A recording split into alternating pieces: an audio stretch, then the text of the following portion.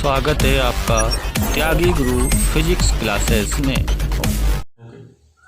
Next topic अपनी second unit का 12th RBSc के लिए बड़ा महत्वपूर्ण टॉपिक है अपवाह वेग व विद्युत धारा में संबंध। अपवाह वेग जैसा कि बता चुके हैं, इसको लिखते हैं v यानी वेग, अपवाह को कहते हैं लिफ्ट, इसलिए इसे लिखते हैं vd से। विद्युत धारा I से लिखते हैं। महत्वपूर्ण यानी आप इसे इम्पोर्टेंट कह सकते हैं बोर्ड के एग्जाम की दृष्टि से। देखिए, इन दोनों में संबंध करने के लिए सबसे पहले आप डायग्राम देखिए। ये कोई कंडक्टर है, बेलनाकार आकृति का कोई चालक है जिसके अंदर ये मुक्त इलेक्ट्रॉन है। इसकी लंबाई स्मॉल l है। इसके अनुप्रस्थ काट का क्षेत्रफल कैपिटल A है, यानी cross section area capital A है। इसे हमने किसी बाह्य विद्युत क्षेत्र प्लस और माइनस यानी एक बैटरी से इसे जोड़ दिया गया है। ये इसकी कुंजी है ऑन और ऑफ करने की। जैसे इसे बाह्य विद्युत क्षेत्र से जोड़ेंगे तो इलेक्ट्रॉन पर बल लगेगा। इलेक्ट्रॉन पर चार्ज नेगेटिव होता है तो ये अट्रैक्ट होंगे पॉजिटिव टर्मिनल की ओर, तो इलेक्ट्रॉन इस दिशा में गति करेंगे और इस वेग को कहते हैं अपवाह वेग vd। और इलेक्ट्रॉन इस दिशा में आएंगे इसलिए धारा इस दिशा में चली जाएगी। अब बात ये होती है कि विद्युत धारा में और अपवाह वेग में संबंध। तो हम जानते हैं कि अगर हम विद्युत धारा होती है अपनी I बराबर Q/T, तो सबसे पहले अगर ये आपको संबंध निकालना है तो पहले Q क्या है यहाँ पर?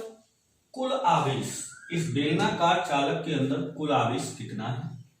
T है वह समय कि कोई मुक्त इलेक्ट्रॉन एक सिरे से दूसरे सिरे तक पहुंचने में कितना समय लेता है। तो ये आपको पहले ध्यान रखना है कि I बराबर Q/T। तो पहला टारगेट होगा Q की वैल्यू निकालना। तो देखिए, अगर हम ये माने कि इस बेलनाकार चालक के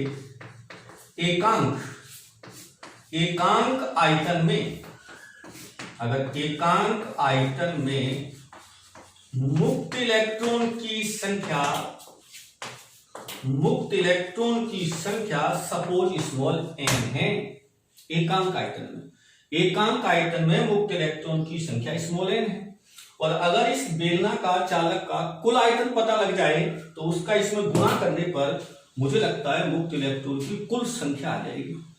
तो इस बेलनाकार चालक का आयतन क्या होगा? इसका क्रॉस सेक्शन एरिया यानी क्षेत्रफल कैपिटल A है। इसकी लंबाई स्मॉल l है तो A इंटू l, ये हो गया बेलनाकार चालक का आयतन। अब एकांक आयतन में संख्या कितनी है? n। तो इतने आयतन में कितनी हो जाएगी? तो इसमें किसका मल्टीप्लाई कर देंगे आप? स्मॉल n का। ये हो गई बेलनाकार चालक में इलेक्ट्रॉन की संख्या। ये संख्या है, न कि कुल आवेश।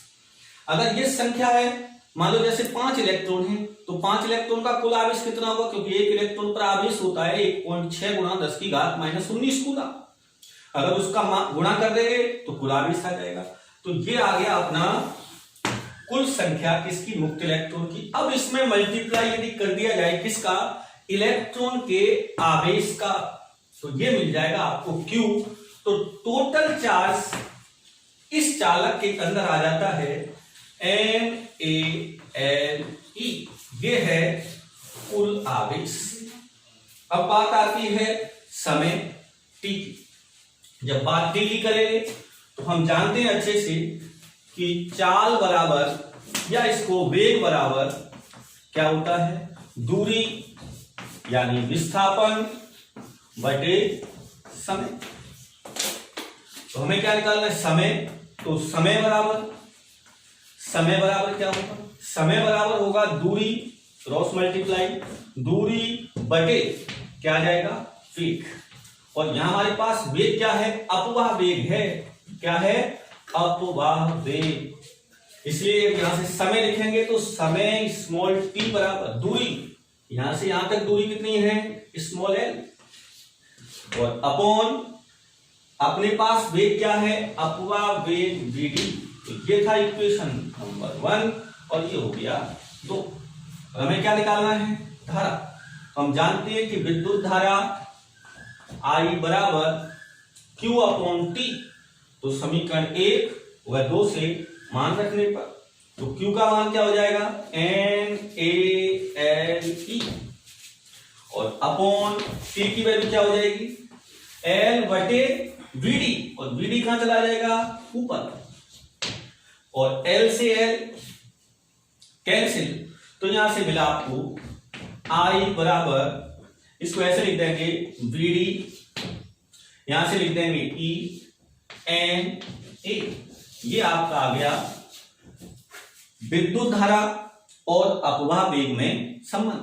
ये लिखने का तरीका अभी मैं आपको लॉजिक बताऊंगा, याद करने का तरीका बताऊंगा, इसलिए मैंने इसको अपने सिस्टम से लिखा हुआ है। आप इसे लिख सकते हैं कि I समानुपाती VD, यानी विद्युत धारा अपवाह वेग के समानुपाती होती है। ये दोनों समीकरण, समीकरण 1, समीकरण 2 और ये महत्वपूर्ण समीकरण नंबर 3।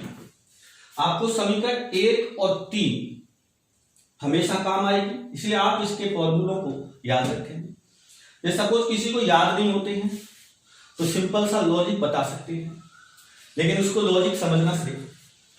जैसे ये है आवेश, तो अपन इसको कैसे याद रखते हैं, ऐसे याद रखते हैं ट्रिक के रूप में कि आवेश किसमें बहता है, ऐसे नाली में NaLe। तो इसे लिख देंगे आवेश किसमें बहता है नाली में, याद रहेगा आपको आवेश किसमें बहता है नाली में। अगर ये धारा याद करनी है तो धारा यानी VD, D सफिक्स में है, साइलेंट रहेगा, इसको मत सोचना। VENA इसको याद रखना है, वीणा। धारा किसमें बहती है वीणा में, क्योंकि धारा किसी चालक के अंदर बहेगी और वीणा जैसे किसी लड़की का नाम है तो वो चालक है, इसलिए उसमें बहेगी। इसको याद रखने का तरीका फिर सुन लें। आवेश किसमें बहता है नाली में, धारा किसमें बहती है वीणा। लेकिन ऐसा नहीं है कि आवेश किसमें बहता है नाली में तो आप ऐसे लिख दें NaLi, सिर्फ लॉजिक है, ठीक है, याद रखना है। N स्मॉल याद रखना है, A capital, L small, E small, यानी आपको A क्षेत्रफल, L लंबाई, E इलेक्ट्रॉन का आवेश और N है एकांक आयतन में इलेक्ट्रॉन की संख्या। और ऐसे यहां पर वीणा लिखते समय याद रहे यहाँ E स्मॉल है, N स्मॉल है और A और V यहाँ वेग है, लेकिन VD अपवाह वेग होगा। तो ये जो महत्वपूर्ण टॉपिक था ये एग्जाम की दृष्टि से कई बार आया हुआ है। अब अपना ये रिलेशन हर जगह काम आएगा, ये याद रखना है। धारा किसमें बहती है वीणा। नेक्स्ट टॉपिक पढ़ेंगे।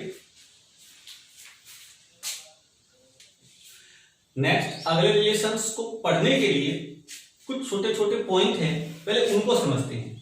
एक शब्द आता है विश्रांति काल, विश्रांति काल, जिसको कहते हैं रिलैक्सेशन टाइम, विश्रांति काल। अब विश्रांति काल का मतलब हमें पता है, विश्रांति का मतलब शांत होने का समय। अब शांत होने का समय का मतलब है जैसे कोई इलेक्ट्रॉन है, जब ये किसी चालक के अंदर गति करता है तो निश्चित मानिए कि वो चालक की दीवारों से टकराएगा, आपस में मुक्त इलेक्ट्रॉनों से भी टकराएगा।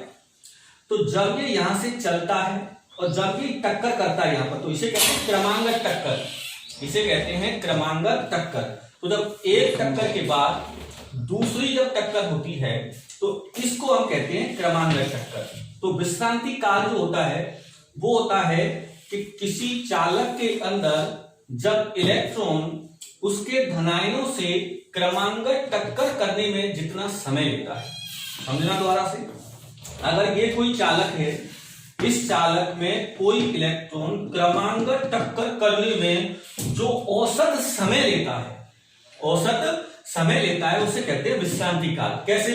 जैसे यहां से यहां टकराने में सपोज इसने लिया 1 सेकंड, अगली टक्कर में इसने लिया 3 सेकंड, अगली में लिया 5 सेकंड, तो आप सारे समय को जोड़ लो और टक्करों की संख्या का क्या दे दो भाग, तो औसत समय आ जाएगा कि एक टक्कर में इसने कितना समय लिया। तो अपन इसको लिख सकते हैं, इसका सिंबल जो होता है टॉ। तो अपन इसे लिख सकते हैं टॉ इज इक्वल टू, जैसे अपन ऐसे लिख सकते हैं tau 1 plus tau 2 plus dot dot n so on tau n, और बटे में एन यानी टक्करों की संख्या का भाग दे दिया जाए तो ये मिल जाएगा आपको विश्रांति काल।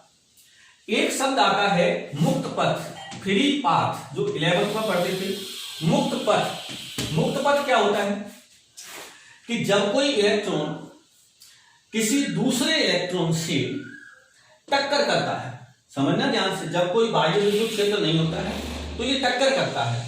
तो जब कोई इलेक्ट्रॉन दूसरे इलेक्ट्रॉन से टक्कर करता है तो टक्कर में जो सीधी रेखा में चली गई दूरी है, जैसे टक्कर ये भी हो सकती है, टक्कर ये भी हो सकती है, टक्कर इधर भी हो सकती है, तो क्रमांगत टक्कर में सीधी रेखा में जो दूरी तय की जाती है इसे कहते हैं मुक्त पथ। ये ध्यान देना, क्रमांगत टक्कर में जो सीधी दूरी तय की जाती है इसे कहते हैं मुक्त पथ। अगर इसके सामने लगा दें